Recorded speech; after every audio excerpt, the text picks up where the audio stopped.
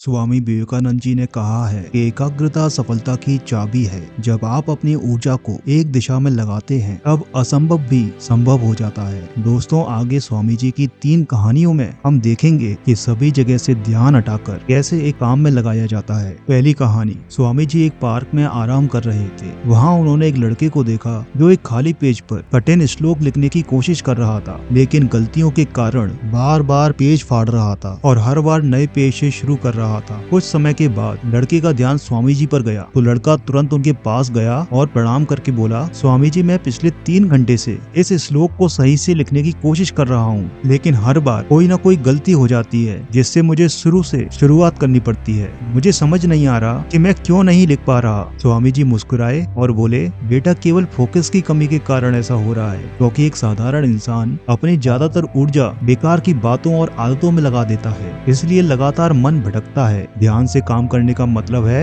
अपनी पूरी ऊर्जा एक जगह पर लगा देना, और जब बार बार तुम ऐसा करोगे तो मन इसके लिए तैयार हो जाएगा और फिर गलती नहीं दोहराएगा। लड़के ने स्वामी जी से पूछा, स्वामी जी, अगर मन बार बार भटक रहा हो तो मैं एक काम में ध्यान कैसे लगाऊं? स्वामी जी ने पूछा, तुम लिखते समय जरूर किसी व्यक्ति या घटना के बारे में सोच रहे हो। लड़के ने कहा, हाँ गुरुजी, आज छुट्टी के दिन सबको बाहर खेलने का समय मिलता है, लेकिन मुझे यह काम पूरा करना है। शायद इसलिए मैं ठीक से फोकस नहीं कर पा रहा हूँ। स्वामी जी ने कहा, ठीक है, अब इन सरल तरीकों को समझो, फिर तुम अपने काम को मन लगाकर कर सकोगे। गहरी सांस लो। स्वामी जी ने कहा, जब भी तुम्हारा मन भटके तो 5 गहरी सांसें लो और अपना ध्यान काम और खेल दोनों से हटाकर अपनी सांसों पर लेकर आओ। जितना तुम अपनी सांसों को देखोगे उतना ही तुम्हारा मन शांत होने लगेगा। काम को महसूस करो। जब तुम लिख रहे हो तब सब कुछ बारीकी से महसूस करो, जैसे पेन तुम्हारे हाथ को छू रही है, और लिखते समय जो आवाज हो रही है उसे भी ध्यान से सुनो। तुम सभी चीजों पर बारीकी से गौर करोगे तो ध्यान भटकना कम हो जाएगा और तुम्हारा मन और शरीर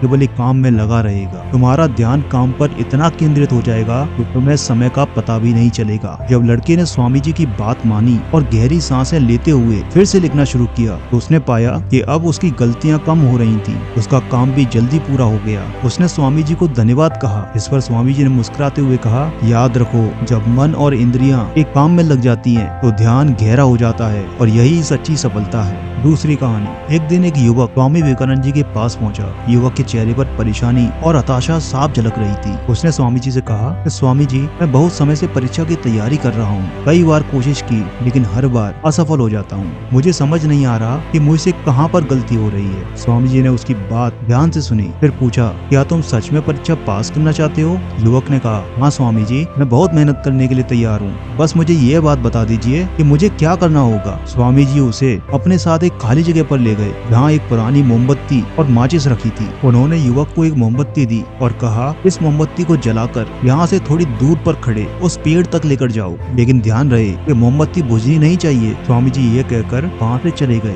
युवक ने माचिस और मोमबत्ती जलाई और धीरे धीरे मोमबत्ती लेकर पेड़ की ओर बढ़ने लगा। रास्ते में हल्की सी हवा चली जिससे मोमबत्ती की लौ बुझने लगी। युवक ने उसे बचाने की पूरी कोशिश की लेकिन मोमबत्ती बुझ गई। युवक वापस आया, मोमबत्ती फिर से जलाई और फिर वहाँ से चल पड़ा। युवक ने यह प्रक्रिया कई बार दोहराई, लेकिन हर बार हवा का हल्का झोंका मोमबत्ती की लौ को बुझा देता। आखिर में थका हुआ युवक हाथ में बुझी हुई मोमबत्ती पकड़े हुए वापस चला आया और निराश होकर बोला, स्वामी जी, मैं इसमें भी असफल हो रहा हूँ। स्वामी जी ने युवक से मुस्कुराते हुए कहा, क्या तुम्हें बस मोमबत्ती जलाकर थोड़ी ही तो दूर चलना था? युवक ने धीरे से कहा, स्वामी जी, मैंने कोशिश तो पूरी की, लेकिन हवा के कारण लौ बार बार बुझ जाती। स्वामी जी ने कहा, यही तो तुम्हें समझना है, तुम्हारा मन भी इस मोमबत्ती की लौ की तरह है और चारों तरफ की हवा ध्यान भटकाने वाली आदत है। जब तक तुम इन आदतों को वश में नहीं करोगे तब तक ध्यान की लौ बुझती रहेगी। ऐसे ही जब तक तुम अपने लक्ष्य पर पूरी तरह से ध्यान केंद्रित नहीं करोगे तब तक तुम अपनी मंजिल तक नहीं पहुंच पाओगे। इसलिए मन को एकाग्र करो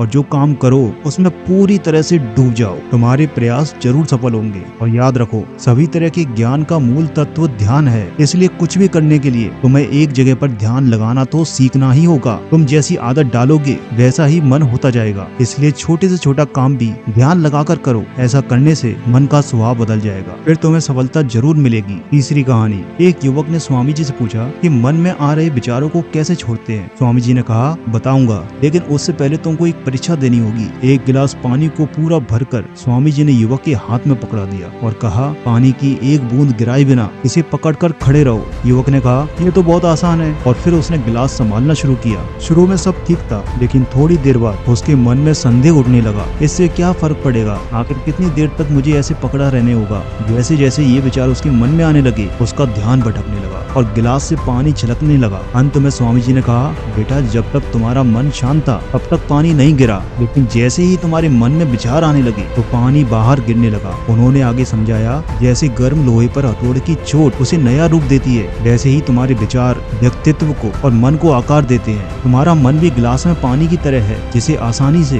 विचलित किया जा सकता है। अगर तुम पानी यानी मन को स्थिर रखना चाहते हो, पहले सभी विचारों को स्थिर करना सीखना होगा। अब तुम एक काम करो, इस गिलास को फिर से पकड़ो और अपना ध्यान अपनी सांसों पर ले आओ। अपनी सांस को पेट और सीने में आते जाते महसूस करो। हाथ में होने वाले दर्द और असहजता को जाने दो। मन में जो भी विचार आ रहे हैं उन्हें बहने दो। खुद को याद दिलाओ, तुम विचार नहीं हो, बल्कि उन्हें दूर से देखने वाले इंसान हो। ऐसा याद रखने से विचार आकर चले जाएंगे, लेकिन मन को विचलित नहीं कर पाएंगे। थोड़ी देर तक युवक ने इस अभ्यास को जारी रखा और गिलास से एक बूंद गिराए बिना खड़ा रहा। स्वामी जी ने कहा, इस तरह ध्यान से अभ्यास करते रहो, धीरे धीरे तुम्हारा मन शांत होने लगेगा और तब कोई भी कठिन काम तुम्हारे लिए आसान हो जाएगा। इसके बाद वह युवक स्वामी जी को धन्यवाद कहकर घर लौट गया।